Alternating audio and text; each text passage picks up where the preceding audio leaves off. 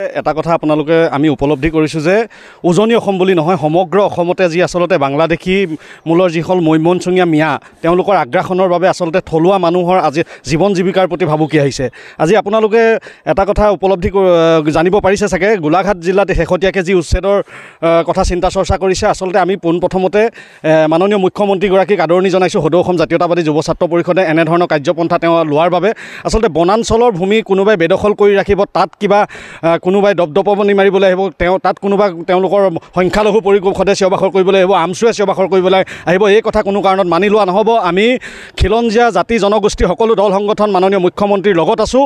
আচলতে উৰিয়াম ঘাটত যি ধৰণে আচলতে মৈমনচঙীয়া মিয়াই যি ধৰণে আগ্ৰাসন কৰিছে, আচলতে তেনেধৰণে মেৰাপানী অঞ্চলৰ নেঘেৰিবিল অঞ্চলত এটা আচলতে আপোনালোকে জানে যে এই অঞ্চলটো পিকনিক স্পট। ইয়াত যেতিয়া খিলঞ্জীয়া যুৱক যুৱতীসকলে পিকনিক খাবলৈ আহে এটা শংকালৈ মনত আহে। আৰু আজি কিছু বছৰ আগতে এটা পিকনিক দলে আল্লাহ কোৱাৰ পিছতহে তেওঁলোকে আচলতে মাৰপিট কৰিবলৈ আহিছে। তেনে এটা পৰ্যায় পাইছেগৈ। ইয়াত বিহুদুলক অত্যাচাৰ কৰিছে আৰু তেওঁলোকে আজিৰ তাৰিখত যেতিয়া জৰীপ চলাবলৈ আহিছে, প্ৰশাসনক দেখুৱাইছে যে তেওঁলোকে ইমান চনত আহিছোঁ। তেওঁলোকৰ এই মৈমনচঙীয়া মিয়াসকলৰ কোনো ধৰণৰ ডকুমেণ্টছৰ আচলতে চৰকাৰে প্ৰাধান্য দিব নালাগে। তেওঁলোকৰ কোনো ধৰণৰ ডকুমেণ্টছক লৈ পেলাই চৰকাৰে আচলতে মন গলিব নালাগে। তেওঁলোকৰ ডকুমেণ্টছ যিবিলাক মানুহ সেই চুৰ মানুহবিলাকে যিবিলাক আচলতে প্ৰকৃততে বাংলাদেশী, তেওঁলোকেহে আচলতে এই ডকুমেণ্টছবিলাক আমাৰ এতিয়া খিলঞ্জীয়া মানুহৰ কিছুমান ডকুমেণ্টছৰ বাবে আমি এইবিলাক খাতিৰে নকৰোঁ বা আমি ভূমিপুত্ৰ, আমি খিলঞ্জীয়া, আমি কি কাৰণে আমাৰ প্ৰয়োজন আছে। আজি ঠিক তেনেধৰণে আজি 2083 আন্দোলনত সৰ্বাত্মক অসমত আন্দোলন হৈছিলে। সেই আন্দোলনৰ সময়ত কিন্তু আজি তাৰিখত মেৰাপানী অঞ্চলৰ কিন্তু 2খন গাঁওহে কিন্তু জ্বলিছিলে। আমি জানিব পাৰিছোঁ যে আদৰ্শ গাঁও জ্বলিছে আৰু চলং পথাৰ বুলি তেনেকুৱা এখন গাঁও ইয়াত আজি জ্বলিছিলে। কিন্তু সেই সময়ত সেইবিলাক গাঁৱত কিন্তু অচিনাক্ত ব্যক্তি নাছিলে, সেই কথাই প্ৰমাণিত হয়। আৰু ইয়াৰ যিগৰাকী জনৈক বৰা নামৰ উপ পৰিদৰ্শক, তেওঁ আচলতে নাগৰিকত্ব প্ৰমাণপত্ৰ দি তেখেতৰ চাকৰি যোৱাৰো ইয়াত আছে আচলতে বুৰঞ্জী আছে। সেই ধৰণৰ ব্যক্তিৰ দ্বাৰা আচলতে 3 ঘৰ মানুহ আহি পেলাই আজি 380 ঘৰ পৰ্যন্ত আজি তাৰিখত বসতি স্থাপন কৰি পেলাই আজি থলুৱা মানুহ তেওঁলোকৰ শংকাত থাকিবলগীয়া আছে। ইয়াত কোনো দয়া নাই, কোনো মমতা নাই। চৰকাৰৰ এই উচ্ছেদত আমি সদৌ অসম জাতীয়তাবাদী যুৱ ছাত্ৰ পৰিষদ গোলাঘাটৰ প্ৰত্যেকটো খিলঞ্জীয়া জাতি জনগোষ্ঠী সংগঠনে আমি সহযোগিতা আগবঢ়াম, এই কথা আপোনালোকৰ জৰিয়তে নিশ্চিত কৰিছোঁ। নেঘেৰিবিল মেৰাপানী নেঘেৰিবিল তালৈ আমি আহি টাই আহোম ছাত্ৰ সন্থা আৰু আমাৰ সদৌ অসম জাতীয় যুৱ পৰিষদৰ এটা দল আহিছিলোঁ, পৰিদৰ্শন কৰিলোঁ। ইয়াৰ যিখিনি আচলতে পৰিৱেশ পৰিস্থিতি আমি আচলতে সঁচাকৈ আমি আতংকিত হৈছোঁ।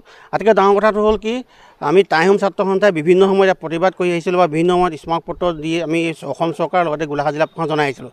কিন্তু এতিয়া শেহতীয়াকৈ বৰ্তমানৰ হিমন্ত বিশ্ব শৰ্মাৰ চৰকাৰে যিটো আচলতে উচ্ছেদ কৰিবলৈ আগবাঢ়িছে, আমি টাই আহোম ছাত্ৰ সন্থাই স্বাগতম জনাইছোঁ। আৰু এটা কথা আজি আমি গম পালোঁ, ইয়াৰ যিসকল স্থানীয় মানুহ আজি মিচিং ভাইসকল আছিলে, আমাৰ আদিবাসী জনগোষ্ঠী কিছুমান লোক আছে, সেই লোকসকলে ইয়াৰ মানুহখিনিক মাটি বাৰী এৰি বা কিছুমানে এইকেইদিনত ঘৰ বাৰী এৰি গুচি গৈছে। কাৰণ সেই মানুহখিনিৰ পৰা ভয় কৰিছে যাতে কিবা অসুবিধা আছে নেকি বা তেওঁলোকে কিবা অসুবিধা কৰিব নেকি। আচলতে এইটো ডাঙৰ কথা হৈছে যে স্থানীয় যিখিনি আমাৰ খিলঞ্জীয়া ভূমিপুত্ৰ মানুহখিনি ইয়াৰ পৰা পলাই যাবলগীয়া হৈছে। আটাইতকৈ ডাঙৰ কথা হৈছে কি, এতিয়া ইয়াৰ যিখিনি আচলতে আমি এতিয়া গম পাইছোঁ, ইয়াৰ মানুহখিনি আমাৰ প্ৰশাসনক কিছুমান ডকুমেণ্ট তেওঁলোকে দেখাই আছে।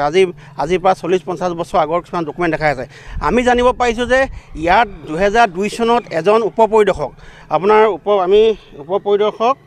হেমকান্ত বৰাই আজিৰ পৰা আমাৰ 2002 চনত ভুৱা নাগৰিকত্ব প্ৰমাণপত্ৰ দি আচলতে এই মেৰাপানী এই আপোনাৰ মিয়া মানুহখিনিক আচলতে বাহিৰৰ পৰা অহা যিখিনি আপোনাৰ নগাঁও, মৰিগাঁও এনেকৈ বিভিন্ন আপোনাৰ যিবিলাক বাহিৰৰ পৰা অহা মিয়া, এই মানুহবিলাকক সেই সময়ত ভুৱা প্ৰমাণপত্ৰ দি আচলতে মানে পইচাৰ বিনিময়ত ভুৱা প্ৰমাণপত্ৰ দি তেওঁলোকক ইয়াত সংস্থাপিত কৰিছিলে আৰু তেওঁলোকে লৈছিলে। আৰু ইয়াৰো লগতে ইয়াত আৰু এজন ছেক্ৰেটাৰী আছিলে, আপুনি 2007-8 চনত এজন পঞ্চায়ত ছেক্ৰেটাৰীয়েও ইয়াৰ আচলতে ভোটাধিকাৰত নাম সন্নিৱিষ্ট কৰাইছিলে। আৰু ডাঙৰ কথা হ'ল কি, আৰু সেই যিজন আপোনাৰ উপ পৰিদৰ্শকজন কিন্তু আকৌ গ্ৰেপ্তাৰ হৈছিলে, 2005 চনত গ্ৰেপ্তাৰ হৈছে তেওঁ। আৰু ডাঙৰ কথাটো হ'ল কি, এই মানে সেই ভুৱা ডকুমেণ্ট বনোৱাই গ্ৰেপ্তাৰ হোৱাৰ এজন উপ পৰিদৰ্শকৰ কাগজপত্ৰ, বৰ্তমানৰ সেই কাগজপত্ৰখিনি দেখাই আচলতে এই যিখিনি অবৈধ নাগৰিকখিনি আচলতে চৰকাৰক বিপথে পৰিচালিত কৰি দিছে। আমি টাই আহোম ছাত্ৰ সন্থাই মুখ্যমন্ত্ৰী মহোদয়ক আমি এটা অনুৰোধ জনাইছোঁ, আপোনাক দৃষ্টিগোচৰ কৰিছোঁ যে আচলতে এই যিজন উপ পৰিদৰ্শক আচলতে এটা আপোনাৰ পৰৱৰ্তী পৰ্যায়ত গ্ৰেপ্তাৰ হৈছিলে, তেওঁক আপোনাৰ নগাঁও ঘৰৰ পৰা তেওঁক আচলতে গ্ৰেপ্তাৰ কৰি লৈ অনা হৈছিলে।